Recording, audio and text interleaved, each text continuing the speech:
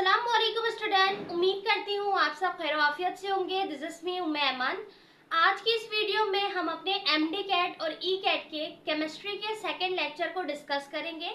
हमारा जो चैप्टर है चैप्टर नंबर 2 एटॉमिक स्ट्रक्चर, ये हमारा सेकंड लेक्चर है हमारे एमडी कैट और ई कैट का। इस चैप्टर से आपको मुख्तलिफ लॉजिकल रीजनिंग क्वेश्चन और बहुत सारे एमसीक्यूज मिल सकते हैं। ठीक है, कोशिश करेंगे हर टॉपिक को सही से समझें ताकि उसमें से आने वाले एमसीक्यूज को हम इजीली अटेम्प्ट कर सकें। सही, टॉपिक से रिलेटेड कोई भी सवाल हो आप बिल्कुल कमेंट पे पूछ सकते हैं। हम अपने टॉपिक को जल्दी से स्टार्ट करते हैं। सबसे पहला जो हमारा टॉपिक है स्टूडेंट, अगर हम इसके चैप्टर के नाम को ही समझें और वहीं से स्टार्ट करें, हमारे चैप्टर का नाम है एटॉमिक स्ट्रक्चर। एटॉमिक स्ट्रक्चर यानी पहला तो हम इस चैप्टर में कंप्लीटली डिस्कस करेंगे एटम को, एटम के स्ट्रक्चर को। ठीक है, अब अगर हम एटम की बात करें तो आप सबको बेसिक बिल्कुल पता है कि एटम कब डिस्कवर हुआ, किसने डिस्कवर किया, किस तरीके से पता चला, एटम क्या है क्या नहीं है ना। एटम के अंदर कुछ सब एटॉमिक पार्टिकल्स होते हैं जैसे इलेक्ट्रॉन, प्रोटॉन और न्यूट्रॉन। सही है, इतना तो हम सबको पता है।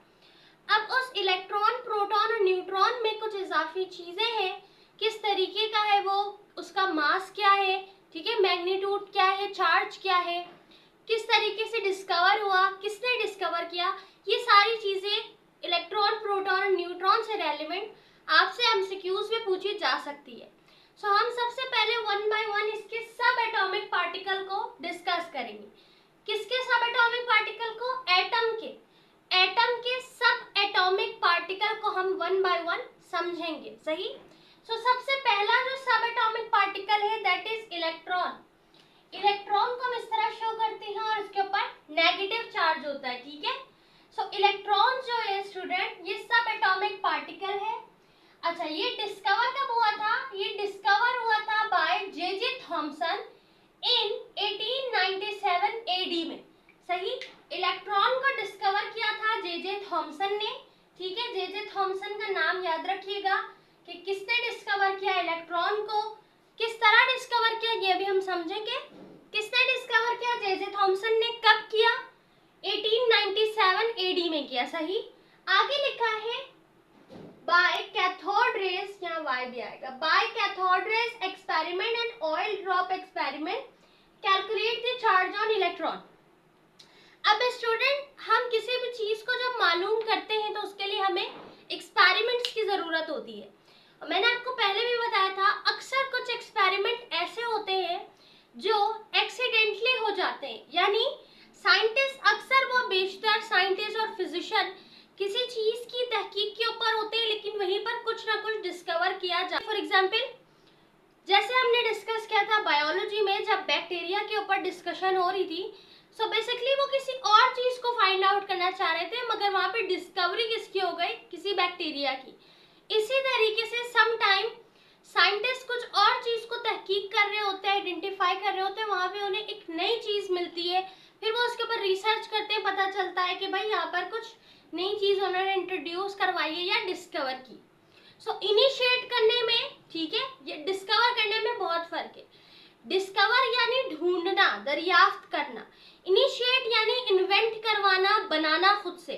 ठीक है, इनको जो है ना, इन सब एटॉमिक पार्टिकल्स को डिस्कवर किया गया है, बनाया गया नहीं है। सही, जे थॉमसन जो थे उन्होंने डिस्कवर किया था। ठीक है, किस तरीके से डिस्कवर किया था? एक्सपेरिमेंट के जरिए डिस्कवर किया था। वो डिस्कवर करना चाह रहे थे, बेसिकली वो एक एक्सपेरिमेंट कर रहे थे कैथोड रेज का, वहां उन्होंने ऑब्जर्व किया कुछ और फिर उनको पता चला कि ये इलेक्ट्रॉन सब एटॉमिक पार्टिकल है एटम का। सही, आगे लिखा है स्टूडेंट के, अच्छा, ऑयल ड्रॉप एक्सपेरिमेंट क्या है? यहाँ पे दो एक्सपेरिमेंट का जिक्र है। कैथोड रेज से मालूम किया गया था इलेक्ट्रॉन्स को। सही, जबकि ऑयल ड्रॉप एक्सपेरिमेंट हुआ जो बाद में, उससे उसके चार्ज का पता चला। सही, आगे लिखा है इलेक्ट्रॉन कैरी नेगेटिव चार्ज। अब ये पता चला कि इलेक्ट्रॉन के ऊपर नेगेटिव चार्ज होता है। Magnitude is equal to the positive charge of proton. अब उन्होंने ये डिस्कस किया कि जो मैग्नीट्यूड है, ठीक है, जो वजन है किसका? भाई इलेक्ट्रॉन का जो मैग्नीट्यूड है वो बराबर है किससे? पॉजिटिव चार्ज ऑफ प्रोटॉन से। सही है, प्रोटॉन कैसे डिस्कवर हुआ? ये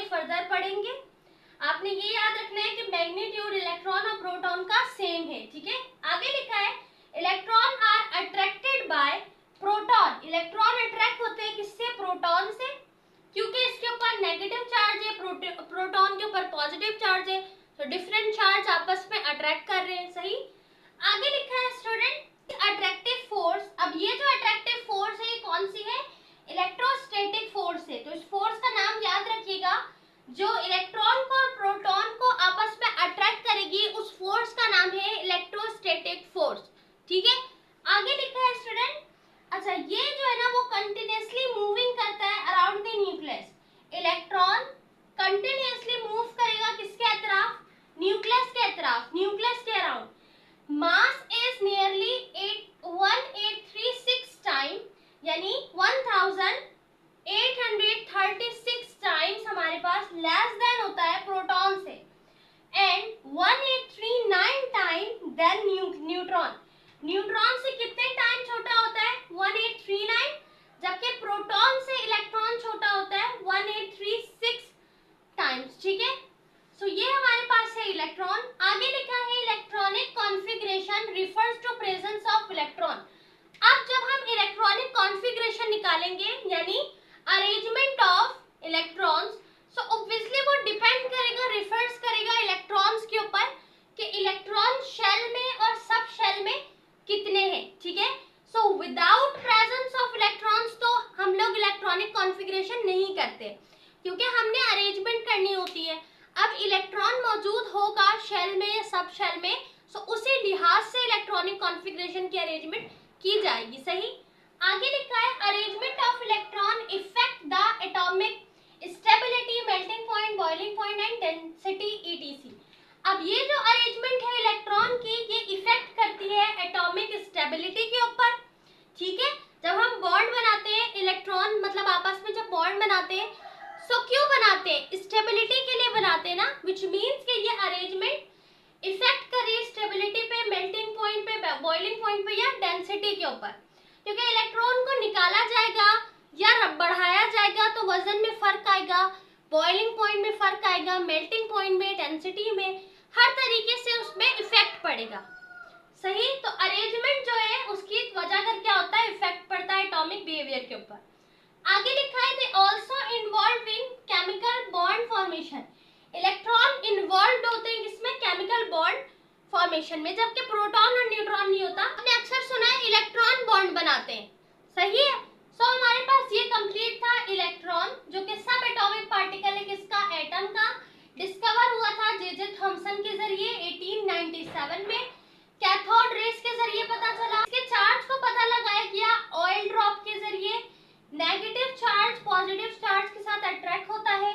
मैग्नीट्यूड सिमिलर होता है, इक्वल होता है प्रोटॉन से। ठीक है। अच्छा जो अट्रैक्टिव फोर्स है वो कौन सी है? इलेक्ट्रोस्टैटिक फोर्स है। इसका जो मास होता है वो 1836 टाइम प्रोटॉन से कम और 1839 टाइम न्यूट्रॉन से कम होता है।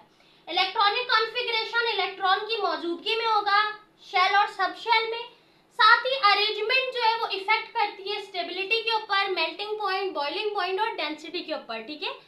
इसके अलावा ये इस सलाहियत रखता है, इन्वॉल्व होता है केमिकल बॉन्ड फॉर्मेशन में।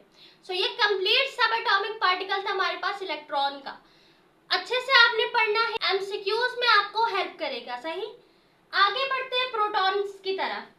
प्रोटॉन्स बेसिकली पॉजिटिवली चार्ज है। ठीक है। इसके ऊपर पॉजिटिव चार्ज होता है जो शो नहीं होता। सब एटॉमिक पार्टिकल है जैसे कि इलेक्ट्रॉन है।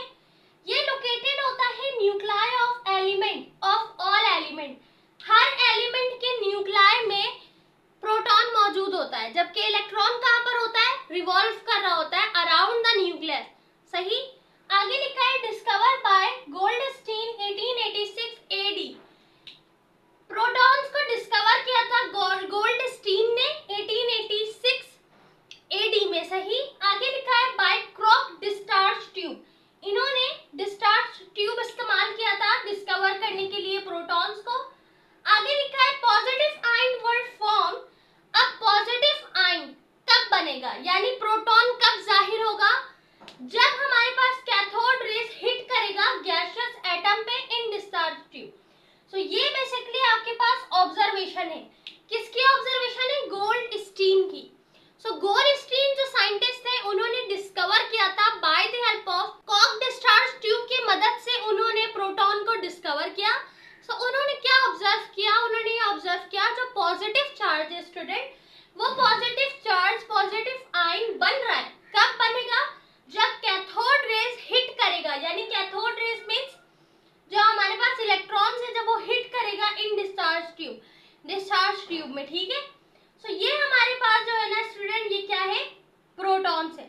साथ ही उन्होंने ये बताया कि इस प्रोटॉन का नाम जो है वो रखा था रदरफोर्ड ने। तो इसको याद रखिएगा, डिस्कवरी किसने की थी? गोल्डस्टीन ने की थी। सही है, गोल्डस्टीन ने डिस्कवरी की थी। कब की थी? 1886 में। प्रोटॉन का नाम रखा था रदरफोर्ड ने, ये याद रखिएगा, एमसीक्यूज में हेल्प करेगा। रदरफोर्ड ने नाम रखा था called these positively charged particles as proton. Proton नाम रखा था रदरफोर्ड ने with respect to mass and charge. अब प्रोटॉन क्यों नाम रखा था उन्होंने? मास के लिहाज से और चार्ज के लिहाज से, ठीक है। तो पूछा अगर जाए लॉजिकल रीजनिंग में, नाम रदरफोर्ड ने रखा, किस लिहाज से रखा? With respect to mass and charge. आगे लिखा है sum of protons and neutrons about 99.94% mass of an atom exist in nucleus. अब अगर हम सम कर ले स्टूडेंट प्रोटॉन को और न्यूट्रॉन्स को, तो ये अराउंड 99.94% मास लेगा किसका? एटम जो एग्जिस्ट करेगा न्यूक्लियस के अंदर, यानी न्यूक्लियस के अंदर प्रोटॉन और न्यूट्रॉन है, राइट। सो प्रोटॉन और न्यूट्रॉन को प्लस करके सम करके फिगर आउट उन्होंने ये अमाउंट बताई, ठीक है, अबाउट 99.49 मास। सही। आगे लिखा है same magnitude of charge but have different masses. Same, यानी कि इनका जो मैग्नीट्यूड चार्ज होता है वो सेम होता है, लेकिन मास डिफरेंट होता है न्यूट्रॉन का और प्रोटॉन का। आगे लिखा है all elements have different number of proton. Her element के पास अपने मुख्तलिफ नंबर ऑफ प्रोटॉन्स मौजूद होते हैं। सही है, मैग्नीट्यूड सेम है लेकिन जो हमारे पास चार्ज है, बट वो चार्ज क्या है? डिफरेंट है। सही। एलिमेंट जितने भी होंगे सबके पास डिफरेंट नंबर ऑफ प्रोटॉन मौजूद होगा।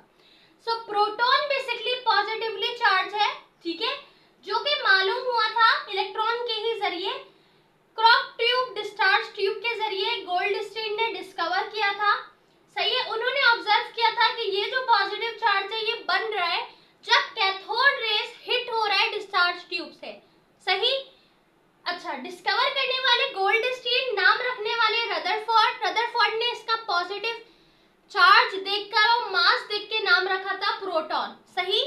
अच्छा, इसके साथ ही प्रोटॉन और न्यूट्रॉन साथ मौजूद होते हैं न्यूक्लियाई ऑफ एटम में।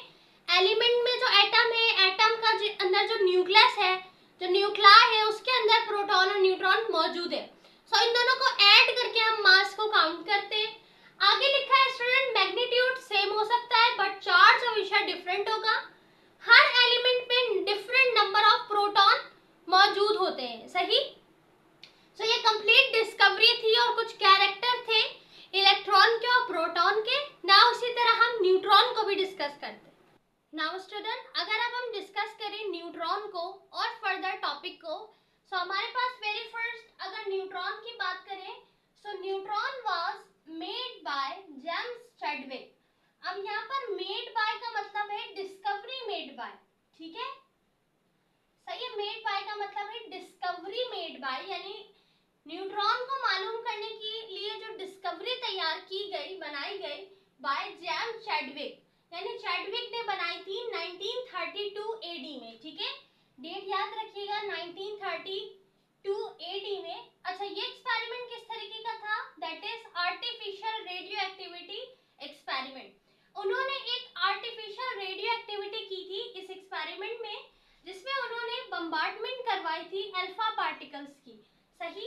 सो उन्होंने क्या किया था? रेडियो एक्टिविटी पार्टिकल्स की, जो कि आर्टिफिशियल था, उसके एक्सपेरिमेंट के जरिए न्यूट्रॉन को डिस्कवर किया था। सही। उन्होंने बम्बार्डमेंट करवाई अल्फा पार्टिकल्स की, जिसमें उन्होंने ये नोटिस किया कि कुछ हाईली पेनिट्रेट न्यूट्रल जो हमारे पास पार्टिकल्स हैं वो प्रोड्यूस हो रहे। सही। सो सबसे पहले कब हुआ ये एक्सपेरिमेंट? 1932 एडी में हुआ। आर्टिफिशियल रेडियो एक्टिविटी के जरिए किया गया। किया किसने? जेम्स चैडविक ने किया, ठीक है। इन्होंने क्या नोटिस किया? जब इन्होंने बम्बार्डमेंट करवाई अल्फा पार्टिकल्स की, तो इन्होंने देखा कि एक हाईली पेनिट्रेट जो है ना वो हाईली पेनिट्रेट पार्टिकल जो है वो प्रोड्यूस हो रहे। सही। सब जब इन्होंने ये नोट किया कि अब कुछ highly penetrating neutral particles, neutral मतलब यानी कि उसमें कोई चार्ज नहीं था, ना पॉजिटिव, ठीक है, और ना ही नेगेटिव, कोई चार्ज नहीं, बिल्कुल न्यूट्रल पार्टिकल्स जो थे वो पेनिट्रेट हो रहे थे, हाईली प्रोड्यूस हो रहे थे, ठीक है। सो उन्होंने डिस्कवर किया इस तरह प्रोटॉन्स को, न्यूट्रॉन्स को, और उन्होंने ये नोटेड किया कि proton and neutron are also the part of atomic masses, कि प्रोटॉन और न्यूट्रॉन दोनों हिस्सा है किसका, एटॉमिक मासेस का। सही। बट उन्होंने देखा कि न्यूट्रॉन के ऊपर कोई चार्ज नहीं है क्योंकि ये न्यूट्रल है। न्यूट्रॉन जो है स्टूडेंट वो तमाम एलिमेंट के पास जो है ना वो सेम नेचर और सेम मास का। सही। जैसे हमने डिस्कस किया था कि प्रोटॉन का मास हर एलिमेंट के हिसाब से चेंज होगा क्योंकि उसके ऊपर चार्ज भी है। बट अगर बात करें न्यूट्रॉन की, तो न्यूट्रॉन न्यूट्रल है, इस वजह का न्यूट्रॉन किसी भी एलिमेंट में हो उसका मास और नेचर दोनों सेम रहेगा। सही। किसका, न्यूट्रॉन का। Neutron are slightly heavier than proton, slightly क्या है, हेवियर है किससे, प्रोटॉन से, न्यूट्रॉन। सही। They are not defected by electrical और मैग्नेटिक फील्ड, इलेक्ट्रिक या मैग्नेटिक फील्ड से ये डिफेक्टेड नहीं होते। सही। अच्छा, प्रोटॉन को न्यूट्रॉन के साथ इतना कंपेयर क्यों किया जा रहा है, इसलिए क्योंकि ये दोनों एक ही जगह पे मौजूद है, न्यूक्लियस पे ही मौजूद है। प्रोटॉन और न्यूट्रॉन दोनों एक ही जगह पे मौजूद है। प्रोटॉन के पास चार्ज है, प्रोटॉन जो है ना वो स्लाइटली क्या है, हेवियर है, न्यूट्रॉन स्लाइटली हेवियर है प्रोटॉन से। सही है। प्रोटॉन के पास चार्ज नहीं है, प्रोटॉन अपने नेचर और मास में चेंज नहीं होता, सिमिलर रहता है, सेम रहता है हर एलिमेंट के लिए। सही है। मैग्नेटिक और इलेक्ट्रिकल फील्ड में से कोई डिफेक्ट नहीं होता। अब अगर आपको किसी भी एलिमेंट का नंबर ऑफ न्यूट्रॉन मालूम करना हो तो उसका आसान और सादा तरीका ये है कि जो नंबर ऑफ मास है हमारे पास उसको आपने माइनस कराना है नंबर ऑफ प्रोटॉन से। तो जो आपके पास आंसर आएगा वो आपका नंबर ऑफ न्यूट्रॉन होगा। ठीक है। सो न्यूट्रॉन को वेरी फर्स्ट डिस्कवर किया था जेम्स चैडविक ने 1932 एडी में। इन्होंने आर्टिफिशियल रेडियो एक्टिविटी एक्सपेरिमेंट के जरिए डिस्कवर किया था न्यूट्रॉन को। ठीक है। और इन्होंने बम्बार्डमेंट करवाई थी अल्फा पार्टिकल्स की ताकि ये ऑब्जर्व कर सके। और इन्होंने ये नोट किया कि हाईली पेनिट्रेटिंग न्यूट्रल पार्टिकल जो है वो प्रोड्यूस हो रहे। फिर उन्होंने देखा कि प्रोटॉन और न्यूट्रॉन दोनों एक ही हिस्सा है एटॉमिक मासेस का, साथ ही ये न्यूट्रल है, इसमें कोई चार्ज नहीं है। न्यूट्रॉन स्लाइटली हेवियर है प्रोटॉन से। ठीक है। प्रोटॉन डिफेक्टेड होता है बट न्यूट्रॉन किसी भी मैग्नेटिक और इलेक्ट्रिकल फील्ड से डिफेक्टेड नहीं होता, उसमें कोई असर नहीं पड़ता। सो ये कंप्लीट जो है ना वो ऑब्जर्वेशन की थी चैडविक ने आर्टिफिशियल रेडियो एक्टिविटी के एक्सपेरिमेंट के जरिए, और ये चीजें उन्होंने इसमें ऑब्जर्व की थी। सही। सो न्यूट्रॉन से रिलेवेंट एमसीक्यूज आपके पास आएगा तो आप इजीली अटेम्प्ट कर सकोगे। ठीक है, अगर आपको ये सारे कैरेक्टरिस्टिक न्यूट्रॉन के बारे में मालूम होंगे तो। अब हमारे पास जो हमारा अगला टॉपिक है that is Bohr atomic theory.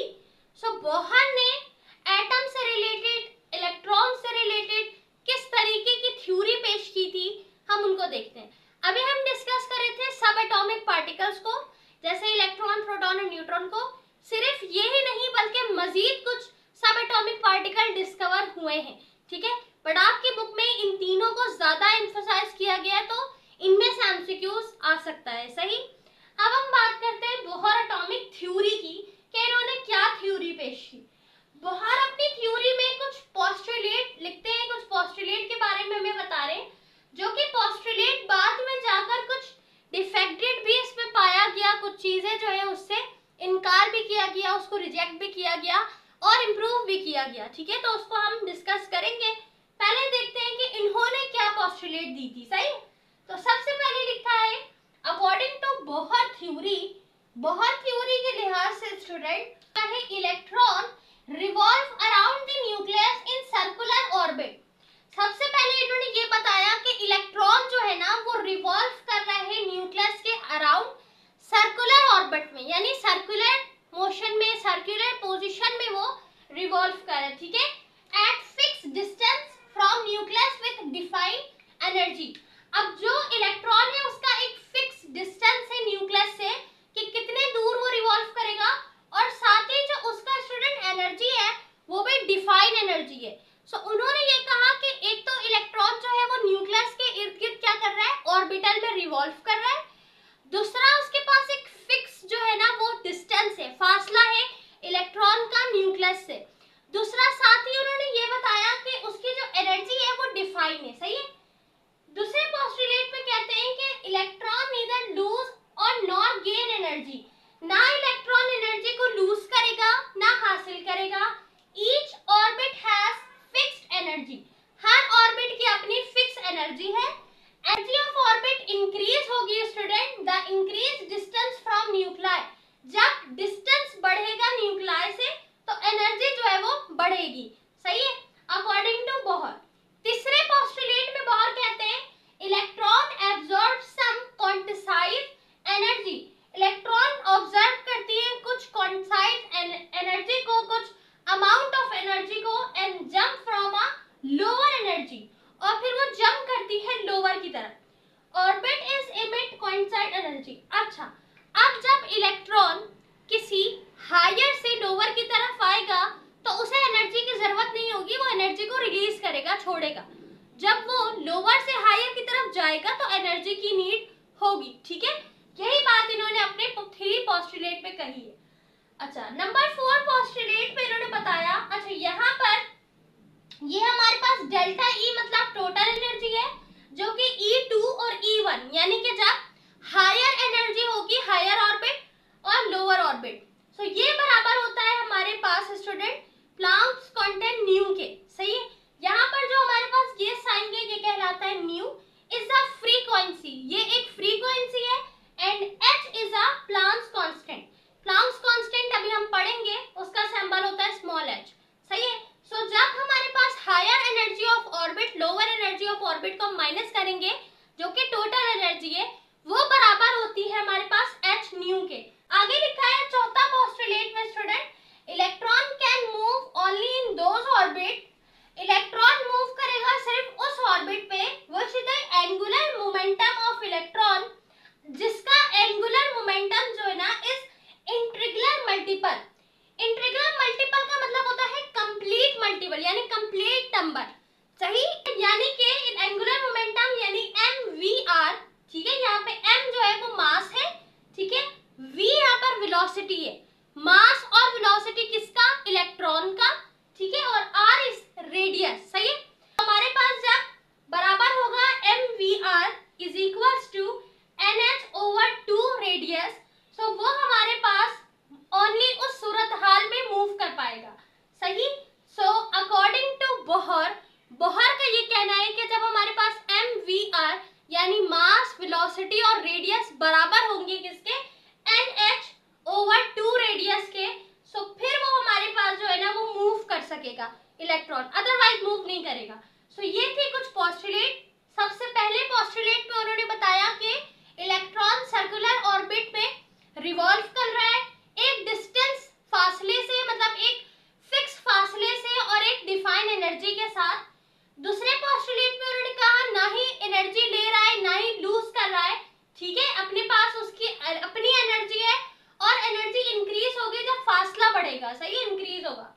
तीसरा उन्होंने कहा कि एनर्जी एब्जॉर्ब करेगा वो जब वो हायर से लोअर की जानिब जाएगा तो रिलीज करेगा, जब लोअर से हायर पे जाएगा तो लेगा मजीद एनर्जी, ठीक है। साथ ही चौथे पोस्टुलेट में उन्होंने कहा कि सिर्फ इलेक्ट्रॉन उसी ऑर्बिट में मूव करेगा जिसका मोमेंटम, एंगुलर मोमेंटम कैसा हो, कंप्लीट नंबर हो, ठीक है। अच्छा, अब हम बात करते हैं बोहर एटॉमिक मॉडल के डिफेक्ट की, कि इनके इस मॉडल के ऊपर क्या क्या डिफेक्ट आए, सही है, जिसको रिजेक्ट कर दिया गया। So defect of Bohr atomic model में सबसे पहला डिफेक्ट जो है that is only applicable to hydrogen and mono electron, not explain multi electron system. अब इसकी जो कैलकुलेशन है हम कैलकुलेशन लास्ट में डिस्कस करेंगे, सही है। आपके इस टॉपिक के बाद कैलकुलेशन दी गई है रेडियस, फ्रीक्वेंसी, वेव नंबर की, सो हम उन सबको डिस्कस करेंगे लास्ट में। सो वहां पर आप एक चीज देखोगे, वहां लिखा हुआ होगा कि जस्ट एप्लीकेबल है मोनो इलेक्ट्रॉन पे, यानी उन इलेक्ट्रॉन पे जिनके पास उन एलिमेंट ठीक है।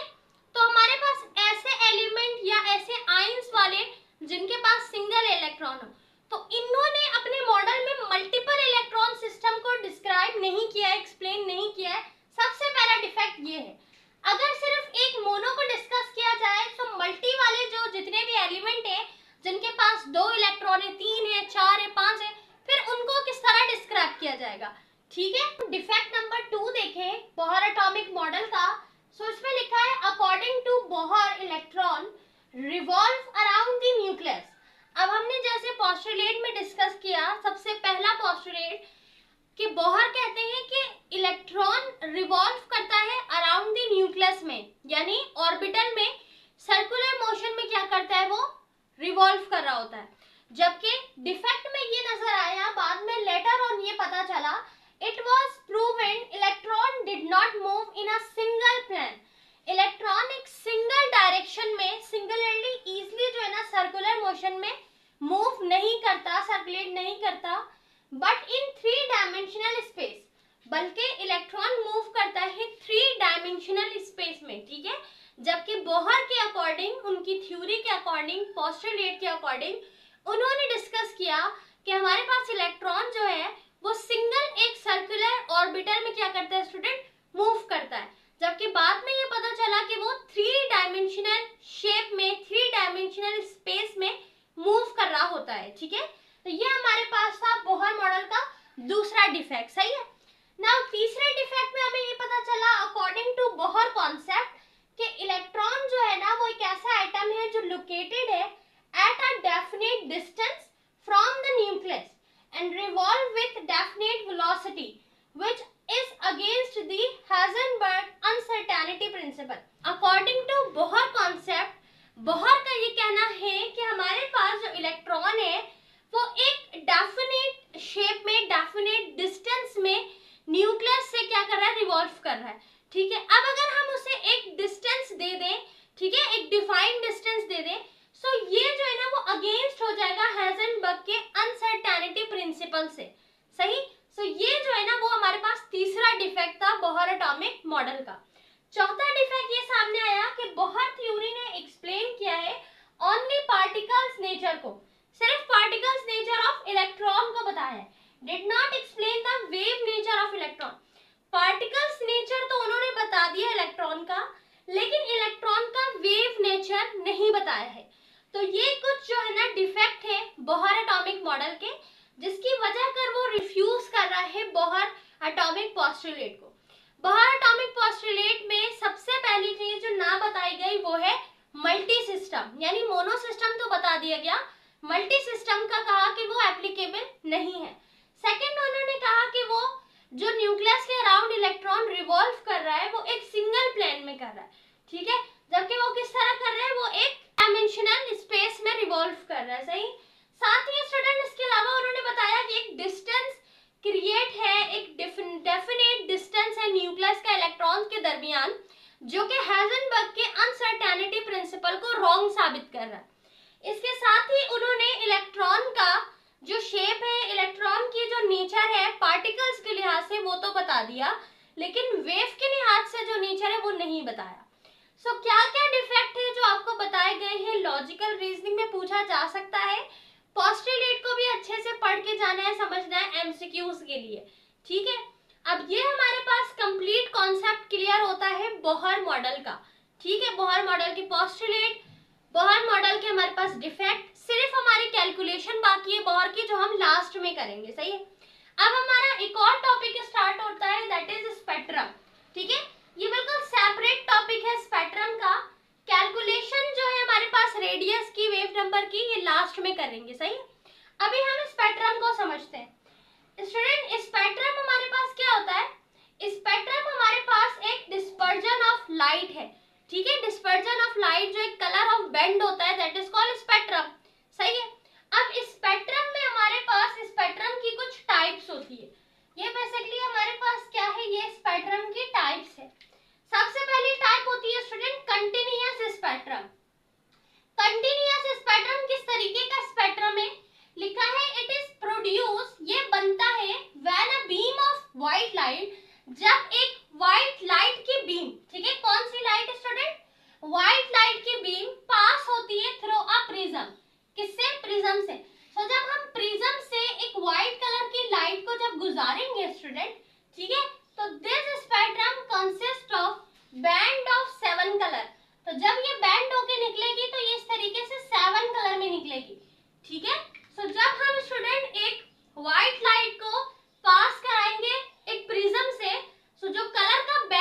निकलेगा, मतलब व्हाइट कलर बीम जब उसमें से प्रिज्म से पास आउट होगी, सो वो एक डिफरेंट 7 कलर में क्या होगी, टूटेगी, लाइक अ रेनबो, सही है, जैसे रेनबो का कलर होता है। सो वो जो स्पेक्ट्रम बनेगा that is called continuous spectrum. इसके अलावा हमारे पास दूसरी टाइप है लाइन स्पेक्ट्रम। लाइन स्पेक्ट्रम क्या होती है, it is the produce when atom of a gas और अ सॉलिड, ये तब प्रोड्यूस होगी जब एटम, किसका, किसी गैस का एटम या किसी सॉलिड का एटम हमारे पास then turn into their ground state, और वापस अपनी ग्राउंड स्टेट पे चला जाएगा, तो उस सूरत में जो स्पेक्ट्रम बनेगा वो हमारे पास लाइन स्पेक्ट्रम बनेगा, सही। अब line spectrum can be seen into two ways. Line spectrum को मजीद दो तरीकों से देखा जा सकता है, ठीक है, किस तरह, सबसे पहले एब्जॉर्प्शन लाइन स्पेक्ट्रम, ठीक है, दूसरा initial line spectrum. Absorption line spectrum कैसा होगा स्टूडेंट, ये कंसिस्ट करेगा of dark line with bright background. जब हमारे पास जो लाइन है वो डार्क हो और बैकग्राउंड जो हो वो बहुत ही ब्राइट हो, हमारे पास कहलाएगा absorption line spectrum. Now student, ये जो हमारे पास एब्जॉर्प्शन लाइन स्पेक्ट्रम है, इट इज ऑब्टेन, ये हासिल किया जाता है व्हेन, जब बीम ऑफ लाइट पास होती है थ्रू एब्जॉर्बिंग मटेरियल से। सो जब एब्जॉर्बिंग मटेरियल से बीम ऑफ लाइट को पास कराया जाएगा, सो ऐसी सूरत में जो हमारे पास स्पेक्ट्रम बनेगा वो बनेगा एब्जॉर्प्शन लाइन स्पेक्ट्रम, ठीक है। और इसका जो स्टूडेंट सीरीज होगी लाइन की, इसका जो कलर होगा वो डार्क होगा, यानी जो हमारे पास लाइन बनेगी स्पेक्ट्रम की वो डार्क होगी, और जो बैकग्राउंड होगा वो ब्राइट बैकग्राउंड होगा, ठीक है। और अगर हम बात करें other hand emission line spectrum की, तो ये कंसिस्ट करता है सीरीज ऑफ ब्राइट लाइन, यानी यहाँ पे डार्क लाइन नहीं होगी, ब्राइट लाइन होगी विथ डार्क बैकग्राउंड, लेकिन इसका जो बैकग्राउंड होगा वो कैसा होगा, डार्क बैकग्राउंड होगा। इट इज ऑब्टेन्ड, और ये हासिल किया जाएगा when light emit from a hot solid discharge tube, ठीक है। जब हम लाइट को गुजारेंगे किससे, एक हॉट सॉलिड डिस्चार्ज ट्यूब से, तो हमें जो सीरीज मिलेगी लाइन की, जो स्पेक्ट्रम नजर आएगा वो इमिट हुआ हुआ नजर आएगा, ठीक है। सो वो हमारे पास कहलाएगा इमिशन लाइन स्पेक्ट्रम। सो ये कंप्लीट कॉन्सेप्ट था स्पेक्ट्रम का। लाइन स्पेक्ट्रम हमारे पास जो होती है बेसिकली, ये लाइन स्पेक्ट्रम गैस और सॉलिड मटेरियल जो होता है, गैस और सॉलिड एटम होते हैं, जब वो एक्साइटेड होते हैं तो वो टर्न्स होते हैं इनटू ग्राउंड स्टेट पे। फिर हमें ये दो टाइप्स जो है वो देखने को मिलती है, ठीक है। कंटिन्यूअस और लाइन स्पेक्ट्रम, इन दोनों के दरमियान डिफरेंस सही से समझ कर जाइएगा, रीजनिंग क्वेश्चन में आपको हेल्प करेगा, सही है। बाकी पूरा टॉपिक पढ़ना है एमसीक्यूज के लिए। सो अब हम डिस्कस करते हैं अपने फर्दर टॉपिक को। नाउ स्टूडेंट, अब हम डिस्कस करते हैं अपने मजीद दो टॉपिक को, जिसमें से पहला टॉपिक हमारे पास है हाइड्रोजन स्पेक्ट्रम। सो सबसे पहले हम समझेंगे हाइड्रोजन स्पेक्ट्रम क्या है, और साथ ही हाइड्रोजन स्पेक्ट्रम के साथ कुछ सीरीज है उनको हम डिस्कस करेंगे, ठीक है। उसके बाद हम डिस्कस करेंगे प्लैंक्स क्वांटम थ्योरी को, सही। तो जैसे कि अभी हमने स्पेक्ट्रम को डिस्कस किया और साथ ही हमने स्पेक्ट्रम्स की कुछ टाइप को समझा, जैसे कंटिन्यूअस और लाइन स्पेक्ट्रम, इस तरीके से हमारे पास जो एटम है हाइड्रोजन, अब हाइड्रोजन के पास सिर्फ एक इलेक्ट्रॉन होते हैं, ठीक है। So according to Bohr model जो हमने डिस्कस किया था, कि बोहर मॉडल ने सिर्फ मोनो सिस्टम को बताया है, तो उसमें उन्होंने सबसे पहले जो है वो एक्सपेरिमेंट किया था हाइड्रोजन के ऊपर। उन्होंने हाइड्रोजन के स्पेक्ट्रम को अच्छे से आइडेंटिफाई किया, डिस्क्राइब किया, एक्सप्लेन किया। फिर डिफेक्ट में भी यही चीज सबसे पहले आई कि उन्होंने मल्टी सिस्टम के ऊपर वर्क नहीं किया, सही। अब हमारी बुक में हाइड्रोजन स्पेक्ट्रम दिया गया है, सो हम इसे डिस्कस करते हैं कि किस तरीके से हाइड्रोजन स्पेक्ट्रम वाज़ेह हुआ और नजर आया, और मजीद किस तरीके की सीरीज बनी हाइड्रोजन स्पेक्ट्रम से, सही। सो हमारे पास जो हाइड्रोजन स्पेक्ट्रम है student, the hydrogen spectrum is the set of electromagnetic wave. Hydrogen spectrum basically set है किसका, इलेक्ट्रोमैग्नेटिक वेव्स का, जो कि इमिट हो रहा है बाय हाइड्रोजन एटम से, ठीक है। हाइड्रोजन एटम जो होगा ना स्टूडेंट, फॉर एग्जांपल ये हमारे पास एक एटम है हाइड्रोजन का, सही। अब ये जो हाइड्रोजन का एटम है, इसी में से जो स्पेक्ट्रम निकलेगा वो हाइड्रोजन का स्पेक्ट्रम निकलेगा, ठीक है। लिखा है when electron transition between energy level, this emission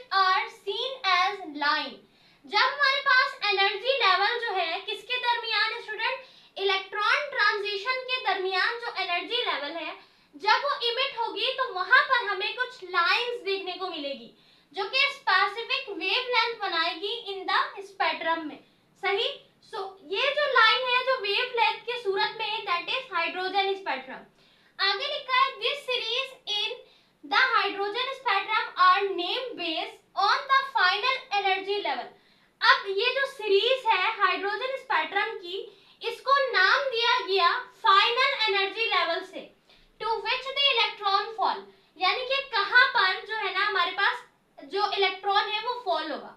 तो सबसे पहले ये जो हाइड्रोजन का स्पेक्ट्रम है स्टूडेंट, ये स्पेक्ट्रम हमें किस तरह देखने को मिलेगा, हाइड्रोजन के एटम से। जब हम हाइड्रोजन के एटम से गुजारेंगे लाइट को, सो एनर्जी के लेवल को जब हम चेक करेंगे, सो वहां पे जो भी हमारे पास लाइन बन रही होगी, वेव लेंथ बन रही होगी बेसिकली, वो वेव लेंथ स्पेक्ट्रम होगा किसका, हाइड्रोजन का, सही, क्योंकि वो हाइड्रोजन के एटम में से निकल रहा है, इमिट हो रहा है, सही। अब ये जो यहाँ पर लाइन सीरीज बनती जाएगी, हम उसको नाम किसके बेस के ऊपर देंगे, हम फाइनल उसकी एनर्जी लेवल के ऊपर उसको नाम देंगे कि इलेक्ट्रॉन कहाँ पे फॉल हो रहा है, वन शेल में फॉल हो रहा है, सेकंड ऑर्बिट में, थर्ड में हो रहा है, फोर्थ में हो रहा है, जहां पे वो फॉल होगा इलेक्ट्रॉन, उस हिसाब से हम उसके एनर्जी लेवल को देखते हुए उस सीरीज को नाम देंगे, सही है। अब हम चेक करते हैं, देखो सबसे पहले जो हमारा हाइड्रोजन स्पेक्ट्रम बना, सो हमारा जो पहला इलेक्ट्रॉन फॉल हुआ वो पहले वाले ऑर्बिट में हुआ, ठीक है। सो जब हमारे पास ट्रांजिशन होगी, यानी हमारा इलेक्ट्रॉन फॉल होगा पहले वाले शेल में, सो उस सीरीज को हम देंगे लाइमन सीरीज का नाम, सही। सो लाइमन सीरीज का नाम कब देंगे हम, जब हाइड्रोजन स्पेक्ट्रम की ट्रांजिशन होगी, जब वो फॉल होगा पहले लेवल पे, ठीक है, यानी पहले ऑर्बिट पे, सो हम उसे देंगे लाइमन सीरीज का नाम। इस तरीके से उसका रीजन कौन सा पड़ेगा, अल्ट्रावायलेट, ठीक है, उसका रीजन पड़ेगा अल्ट्रावायलेट। अगर हमारे पास ट्रांजिशन के दौरान इलेक्ट्रॉन फॉल होगा दूसरे ऑर्बिटल में, सो हम उसको नाम देंगे बाल्मर सीरीज का, ठीक है स्टूडेंट। और उसका जो रीजन होगा वो होगा इंफ्रारेड, ठीक है, इंफ्रारेज हमारे पास उसका रीजन बनेगा, सही। इस तरीके से अगर हमारा हाइड्रोजन स्पेक्ट्रम का जो इलेक्ट्रॉन है, अगर वो फॉल होता है लेवल 3 के ऊपर, यानी ऑर्बिटल 3 के ऊपर, ठीक है, तीसरे ऑर्बिट पे, सो हम उसको नाम देंगे पैशन सीरीज का, सही। और जो वो रेस बनाएगा वो बनाएगा, रीजन बनाएगा इंफ्रारेज, ठीक है। इसी तरह जो हमारे पास ब्रैकेट सीरीज है, ये कब कहलाएगी, जब हमारे पास हमारा जो इलेक्ट्रॉन है एनर्जी लेवल फॉल होगा चौथे वाले ऑर्बिट पे, यानी फोर्थ ऑर्बिट पे, सही। इसका रीजन भी बनेगा इंफ्रा, और इस तरह पांचवे का भी इंफ्रारेज बनेगा, और वो फॉल होगी जब पांचवे ऑर्बिट में, और उसका नाम होगा पी फंड, ठीक है। तो पहली सीरीज हो गई लाइमन सीरीज, जो कि पहले ऑर्बिट में आके गिरेगा इलेक्ट्रॉन, अगर दूसरे पे गिरता है तो वो बाल्मर सीरीज, अगर तीसरे पे तो पैशन सीरीज, चौथे पे है तो ब्रैकेट, पांचवे पे है तो पी फंड, ठीक है। तो हम हाइड्रोजन स्पेक्ट्रम को बेसिकली नाम देंगे on the based of final energy level, के इलेक्ट्रॉन कहां पर फॉल हो रहा है, ठीक है स्टूडेंट। तो आपने स्टूडेंट इन सीरीज के नाम और साथ ही इनका रीजन कौन सा पड़ रहा है ये याद रखना है, सही, ताकि एमसीक्यूज में आपको हेल्प हो जाए, एमसीक्यूज में आप इजीली अटेम्प्ट कर सको कि कौन सा हमारे पास इलेक्ट्रॉन किस ऑर्बिट में फॉल करेगा तो हम उसे क्या नाम देंगे और उसका रीजन कौन सा पड़ेगा, सही। अब हमारे पास दूसरा कॉन्सेप्ट है, दूसरी हेडिंग है, that is Planck's quantum theory. हम इसको जल्दी से समझते हैं। प्लैंक्स क्वांटम थ्योरी क्या होती है स्टूडेंट, ये कैसी थ्योरी है। सबसे पहले this theory was given by German physicist Max Planck. इस थ्योरी को देने वाले जो जर्मन के फिजिसिस्ट थे मैक्स प्लैंक, उन्होंने 19 एडी में इसको दिया, यानी कि अपनी इस थ्योरी को पेश किया, इस थ्योरी को इंट्रोड्यूस करवाया। अब इस थ्योरी में इन्होंने डिस्क्राइब किया था the emission and absorption of radiation, यानी प्लैंक्स थ्योरी जो है वो एब्जॉर्प्शन के ऊपर बात की गई थी और इमिशन के ऊपर बात की गई थी रेडिएशन की, कि रेडिएशन किस तरह इमिट होगी या रेडिएशन किस तरह एब्जॉर्ब होगी, ये बताया था हमें मैक्स प्लैंक ने 19 एडी में, जो कि जर्मन के एक फिजिसिस्ट थे, ठीक है। सो किस डेट में बताया, किसने बताया, कहाँ के थे, कौन थे, ये सब याद रखिएगा, लॉजिकल रीजनिंग में और एमसीक्यूज में हेल्प करेगा, सही। अच्छा, अब हम डायरेक्ट आते हैं इनकी पोस्टुलेट में कि इन्होंने अपने पोस्टुलेट में इस रेडिएशन के बारे में क्या बताया। सबसे पहले लिखा है एटम्स कांट एब्जॉर्ब और emit energy continuously. Planck's quantum theory के अकॉर्डिंग इनका पहला पोस्टुलेट कहता है कि एटम जो है वो ना ही कंटिन्यूअसली एनर्जी को एब्जॉर्ब कर सकते हैं और ना ही कंटिन्यूअसली एनर्जी को इमिट कर सकते हैं, यानी निकाल सकते हैं, ठीक है। अच्छा, दूसरे पोस्टुलेट में क्या लिखा है, दूसरे पोस्टुलेट में लिखा है द एब्जॉर्प्शन और इमिशन ऑफ एनर्जी टेक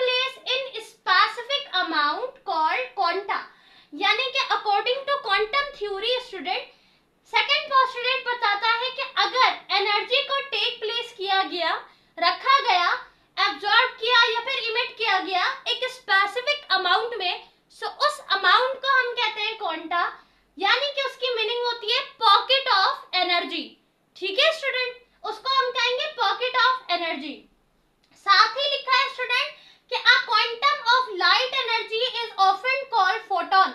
अब अगर कोई हमारे पास लाइट एनर्जी होगी, ठीक है, अगर हम किसी क्वांटम ऑफ लाइट एनर्जी की बात करेंगे तो फिर हम उसे क्या कहेंगे, फोटोन कहेंगे। सही। अच्छा, साथ ही हमारे पास लिखा है तीसरे पोस्टुलेट में, the amount of energy of quantum is directly proportional to the frequency.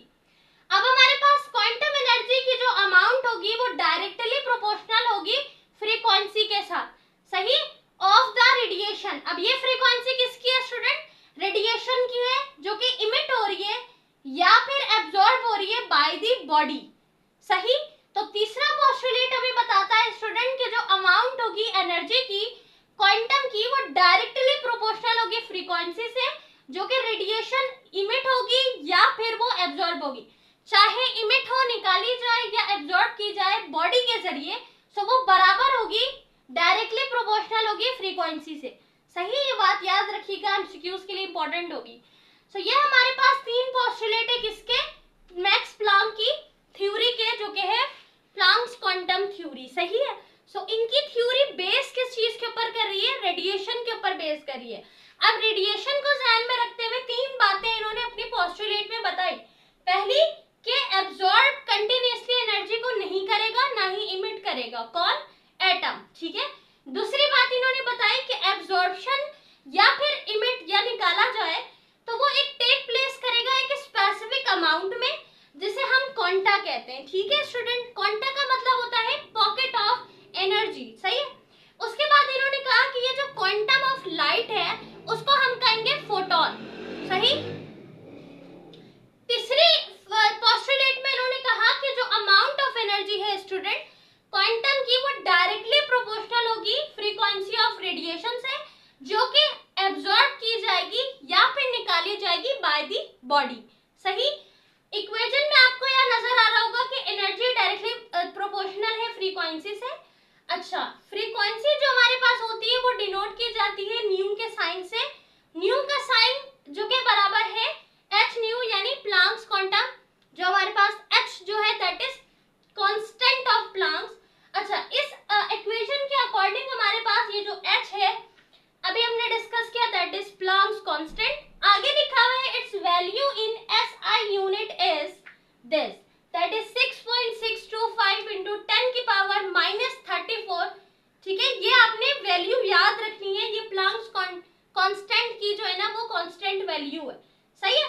So SI unit है हमारे पास, value in SI unit that is 6.625 into 10 की पावर -34।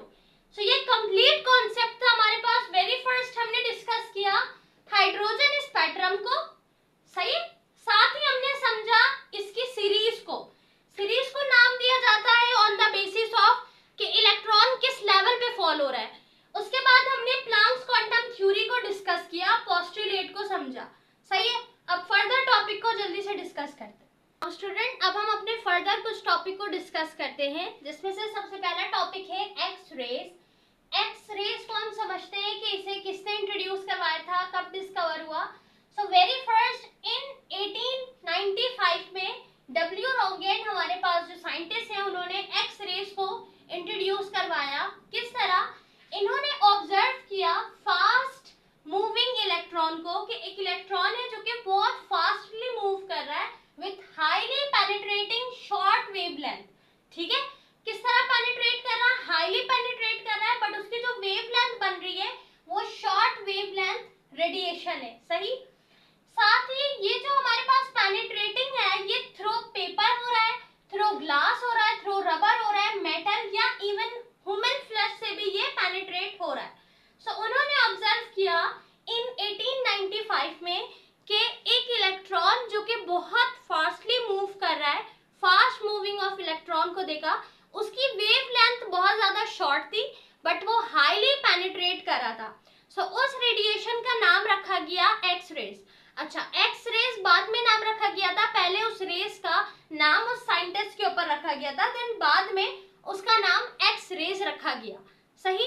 अच्छा, एक्स रेज की प्रॉपर्टी में ये भी चीज आती है कि वो किसी चीज के भी थ्रू इजिली पेनिट्रेट हो जाता है, specially paper, glass, rubber, even though human flesh. ठीक है, मतलब ह्यूमन बॉडी, ह्यूमन का जो मांस है, जो मीट है, उसमें से भी गुजर जाता है, इजिली पेनिट्रेट हो जाता है, इतना ज्यादा हाईली पेनिट्रेटिंग है। ठीक है, उसके बाद लिखा हुआ है टाइप ऑफ एक्स रेज में, अगर हम इसकी टाइप देखें अकॉर्डिंग टू सीरीज। अच्छा, एक्स रेज की टाइप जो ना यहाँ पर आपकी बुक में जो टाइप बताई गई है वो स्पेक्ट्रल लाइन के थ्रू बताई गई है। स्पेक्ट्रल लाइन के लिहाज से अगर हम देखें तो उसकी हमारे पास दो टाइप बनती है, एक है के रेज, दूसरी है एल रेज। ठीक है, अगेन बता रही हूँ ये स्पेक्ट्रल लाइन के लिहाज से हमारे पास टाइप है।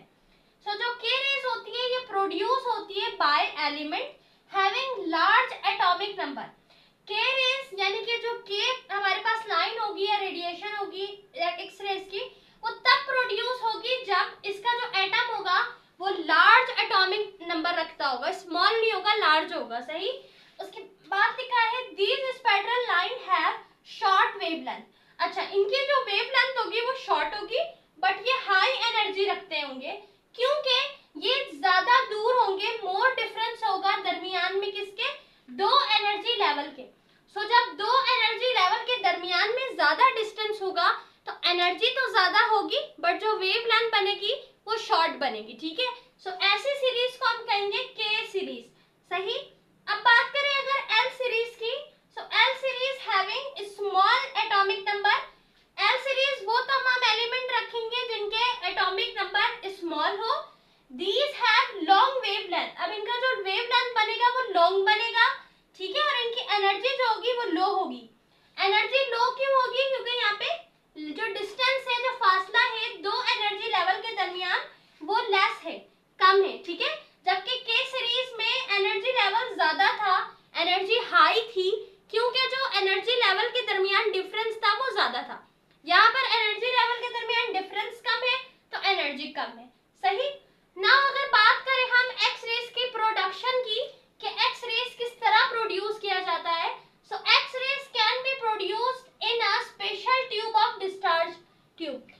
अब हम एक्स रेज को प्रोड्यूस करेंगे किसी स्पेशल टाइप के डिस्चार्ज ट्यूब में। इस डिस्चार्ज ट्यूब में क्या क्या रखा जाएगा, under high voltage 5000 volt voltage रखा जाएगा and very low temperature. Voltage ज्यादा, टेम्परेचर कम। सही। टेम्परेचर कितना, 0.001 mm। सही है। Cathode rays emit from cathode. अच्छा, कैथोड रेज निकलेगी कैथोड से। सही है।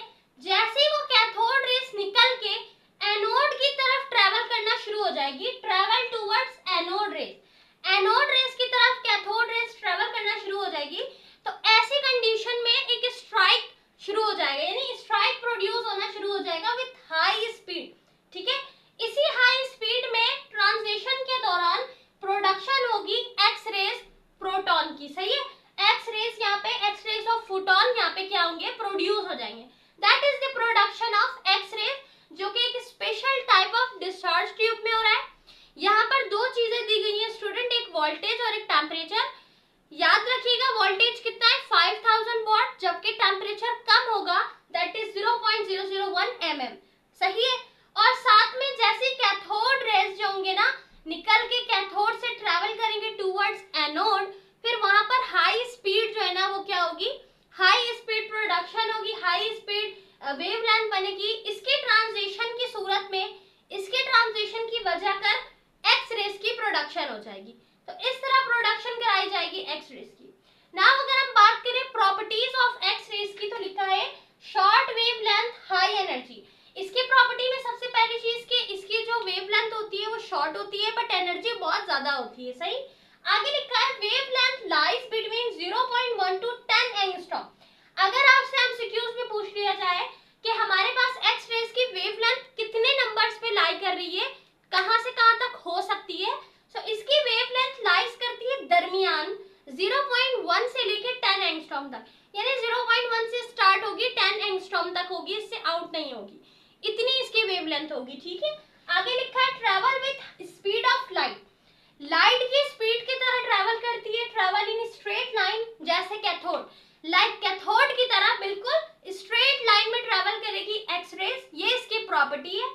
उसके बाद अनअफेक्टेड बाय इलेक्ट्रिक और मैग्नेटिक फील्ड, किसी भी इलेक्ट्रिक और मैग्नेटिक फील्ड से इफेक्टेड नहीं होगी, अनइफेक्टेड होगी, ठीक है। सो ये थी हमारे पास X rays, type of X rays, production of X rays and the properties of X rays. अब इस एक्सरेज की कोई ना कोई यूजेस भी तो होंगे ना, उसकी यूजेस को डिस्कस करते हैं। So let's talk about some uses of X rays. Very first, analyse of metallic substance, metallic substance को एनालाइज करने में काफी हेल्प करती है X rays. Examine the defected teeth और डैमेज टिथ, सो हम नहीं करेंगे एग्जामिन, कौन करेगा, डेंटिस्ट करेंगे।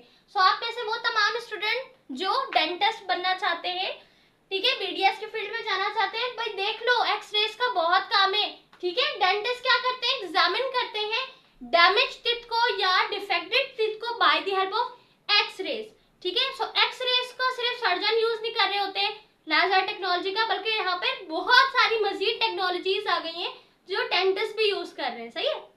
अच्छा, आगे लिखा है चेकिंग बैगेज, यानी आप जिस तरह बैग्स को चेक करने के लिए कि हमारे बैग में कोई मेटेलिक थिंग्स तो नहीं है, जैसे नाइफ या कोई भी ऐसा इंस्ट्रूमेंट या कोई भी ऐसा आला, तो उसको चेक करने के लिए एक्सरेज का इस्तेमाल किया जाता है, ठीक है। जैसे थ्रू गेट में जो होता है, ठीक है, गेट में जो लगा हुआ होता है ना, थ्रू गेट में।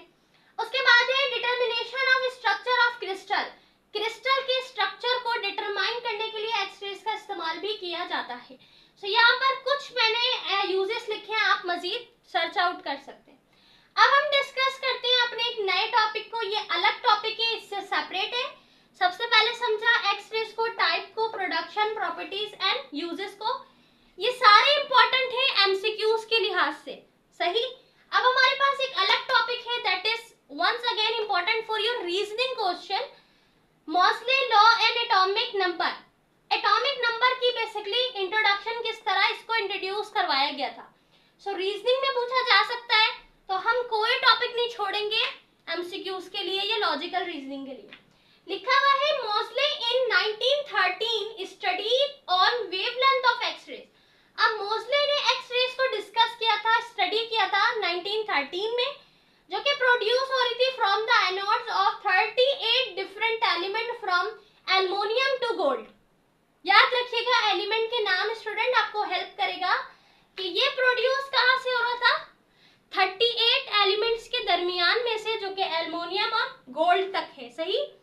सो नाउ स्टूडेंट इन्होंने क्या ऑब्जर्व किया, इन्होंने देखा, he notice that wavelength of X rays are directly proportional to the number of proton in the nucleus, कि जो वेवलेंथ है एक्सरेज की वो डायरेक्टली प्रोपोर्शनल है किसके, नंबर ऑफ प्रोटॉन के जो न्यूक्लियस में मौजूद है। सो प्रोटॉन डिस्कवर हो गया, इलेक्ट्रॉन हो गया, न्यूट्रॉन हो गया, एक्सरेज भी डिस्कवर हो गया। नाउ जब ये सारी चीजें मोजले ने देखी, नोटिस की, स्टडी की, देन फिर उन्होंने इंट्रोड्यूस करवाया the term of atomic number of element. Then फिर पता चला एटॉमिक नंबर किसका, एलिमेंट्स का, सही। सो ये कंप्लीट कॉन्सेप्ट था हमारा एक्सरेज का और मोजले लॉ एंड एटॉमिक नंबर का। इसको अच्छे से समझ के पढ़िएगा। आज की वीडियो में हमने अच्छे खासे टॉपिक को जो है ना वो डिस्कस किया है चैप्टर नंबर 2 के। फर्दर अभी कुछ टॉपिक थोड़े से हैं जो बाकी हैं, और साथ ही कैलकुलेशन भी बाकी है जो कि हमने करनी है, सही है, कैलकुलेशन रेडियस की, फ्रीक्वेंसी की। सो वो सारा टॉपिक जो रह गया है इस चैप्टर में, वो मैं इस वीडियो के सेकंड पार्ट में रिकॉर्ड कर लूंगी, ठीक है, अपलोड कर दूंगी, तो फिर आपको क्लियर हो जाएगा, सही। कोई भी सवाल हो अब तक के जो टॉपिक हमने पढ़ा है इसमें, तो आप बिल्कुल पूछ सकते हैं। Thank you so much for watching. अपना रखिए बहुत सारा ख्याल। मिलते हैं इसी चैप्टर के नेक्स्ट पार्ट में, जब तक के लिए अल्लाह हाफिज।